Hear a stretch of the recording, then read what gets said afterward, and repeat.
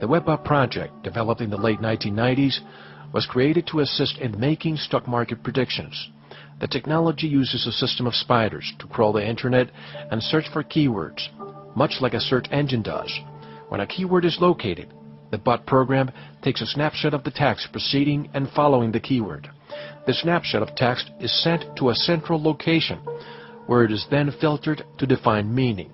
The project's concept is aimed at tapping into the collective unconscious of the universe and its inhabitants. As well, there's an interesting time concept involved and an unusual concept of a tipping point regarding the past, current, and future times. In 2001, the bot operators began to notice that stock market predictions were not the only matters being accurately predicted by the program, and they began to take notice of the coincidence with occurrences and explored it further. One of the first accurate predictions from the bot program took place in June of 2001. At that time, the program predicted that a life-altering event would take place within the next 60 to 90 days, an occurrence of such proportion that its effect would be felt worldwide. The program based its prediction on its filtered web chatter content, which ultimately represents the collective unconscious of society. Regrettably, the program's prediction proved accurate, and the Twin Towers fell on September the 11th, 2001. And this is where it starts to become really interesting. The bot program also predicts a worldwide calamity taking place in the year 2012. With us tonight, a surprise guest, one of the creators of the WebBot project, Cliff. Hi. Hello, Cliff. Speaking. Good morning. Mel from the Veritas Show. How are you? I'm doing fine, sir. How about yourself? Great, thank you. Thank you for being with us in such short notice.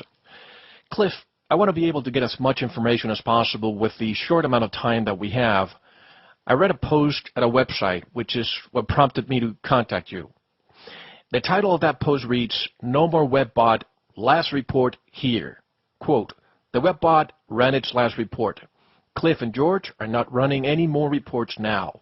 The last report's all over the internet in full except, for some reason, part 6 of the report is not being published because they say it's too scary.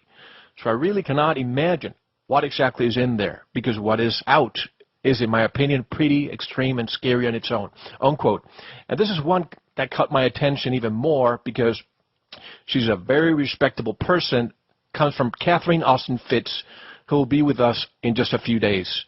A number of Cliff's recent reports describe some pretty dire possibilities regarding what could happen this summer and fall in terms of a falling dollar and the economy, as well as ongoing issues with Earth changes. And it goes on and on. Unquote. So instead of hearing it from a third party, Cliff, I thought I would contact you, the source, directly. For those around the world who may not be familiar, please provide a quick summary of what the WebBot is all about, and then we can talk about the post I just mentioned. The WebBot program is really ALTA reports, which is asymmetric language trend analysis. We do a prediction or forecast of future events based on subtle changes in language as these changes manifest across the internet in usual conversations. We don't get into email, we don't go into chat rooms, we just watch what is occurring on the various fora. As people discuss the rather mundane things of life, they have a tendency to leak out little prescient clues as to what the future will hold for all of us. Sort of makes sense? We go out and gather them up. So it's like an data aggregation? Would that be a good term? Data aggregation, but not data mining. We don't do word counts or any of that. We have a method of our own devising in which a very complex multidimensional array of emotional values is tied to individual words and in a lexicon, and our lexicon currently is over 800,000 words in multiple languages. And we have a seed value set of about 250 to 300,000 words that start our reports off.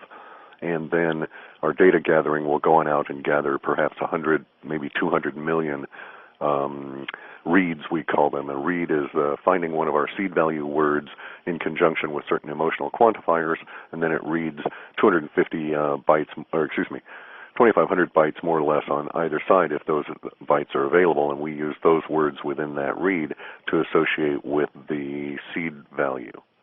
Again, when did you... Absolutely. When did you start, you and your partner, George Urer, when did you start the project, and what motivated you to do this? Well, basically, George and I are not partners. We're associates. Okay. I produce all of the code and the Alta reports and so on, and George Ure has urbansurvival.com. He has an economics focus. What our relationship is, it allows him to post the public information, that information we think needs to get out for the public for general benefit and welfare for all of us. Our reports were begun I started noodling on the idea in 1993, got it really solid in 94, worked on the code through 95 and 96, started doing my first runs in 97, and then progressed on to where we actually had a subscription service set up in 2001. And as to that report that's been published, it should not have. We don't release our reports for free. We never post the reports in their entirety. I am glad that Part 6 was not posted, but none of the other parts should have been as well. It was a violation of copyright as well as screwing over our process for data gathering. I agree. But if it hadn't been for that snippet, I would not be here with you telling the world of your existence. A lot of people have emailed me in the last few weeks. I've been following you for years, by the way, and it seems that in the last few weeks, things are happening. And I was amazed to see the October 2008 range through March. We all know what happened back in October when the stock market and the economy really, it was not doing that great last year, but it took a downward spiral. Yeah, the markets were in the toilet and swirling around, but that wasn't our issue. What really changed in October was the global mass consciousness accepted certain values and their language shifted and their understanding of what was going on shifted. The fact that the problem existed for several years before that is neither here nor there, and the problem will continue to exist for years, but all of a sudden the mass of the humanity on the planet woke up to the dire straits that we were in on a particular day that we happened to predict, and that was kind of cool. What are the highlights of what the WebBot's telling you this year and beyond?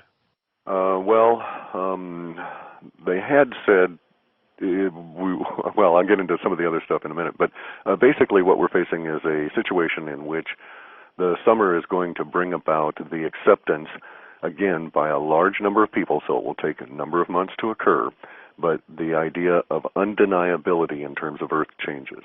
They won't be able to just cloak it under global warming anymore or say that we've got a 100-year time frame or a 40-year time frame or anything like that.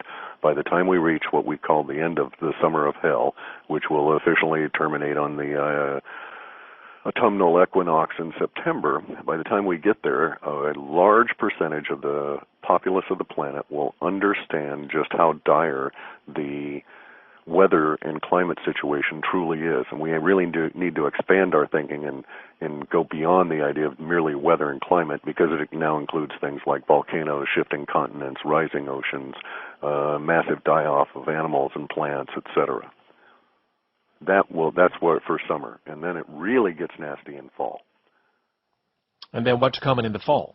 In the fall, we're going to see the death of the dollar as the global reserve currency, which is already underway, of course, but it'll become a gut level, you feel it in your stomach kind of an event over the course of 5 or 10 days, actually 10 and a half days, in the late October through November, and it will precipitate a war as the American empire collapses. What does that tell you? In other words, the precipitation of the death of the dollar, what actually causes it? Is it China? No. It has nothing to do with that. The dollar died as a result of being born in 1913. Right. All things die given, there's that old Swedish saying that, Father Time weaves the skein of your life the day you're born. No amount of hiding in a hole is going to change it. So, no, it died because in 1913, Woodrow Wilson was coerced into signing over the sovereignty of the United States people, the populace, right, to a small handful of Zionist-controlled bankers. And their dollar, their paper debt, has now run its course and it can't be sustained any longer. In spite of anybody's efforts to the contrary, we'll never go back to what existed before October 7th of 2008. And that mechanism, that system is in the process of breaking down. And you're referring to the creature of Jekyll Island, the creation of the Federal Reserve, which I'm going to be discussing with Catherine Austin Fitch. Not a lot of people know that the Federal Reserve is owned by the Queen of England and her buddies. Exactly. And it's no more Federal Reserve I mean, no more federal than Federal Express. I always put it this way. The Federal Reserve Bank is not a part of the federal government. It has no reserves, and it's not a bank. It's a criminal cabal. Now, you said it's undeniable that we're going to be facing the fact that... Undeniability can be like a watchword for the rest of the year. Undeniability will come in and it'll affect you over summer relative to the environment around you, your food supply, your air, your water, the temperature, the oscillations, the winds, the floods, the so on and so on and so on. By the time we get into fall, undeniability will start shading over into the death of the dollar as the global reserve component of that collapses. And that will have severe impacts as the 6% of the population currently living in the United States but consuming over 28% of the global resources suddenly has to try and shift down to consume only 6% of the global resources. And Cliff, we hear Israel now with the new administration of Benjamin Netanyahu. We'll go to war sometime around November 5th or afterwards. Making overtures that they will be attacking Iran because of this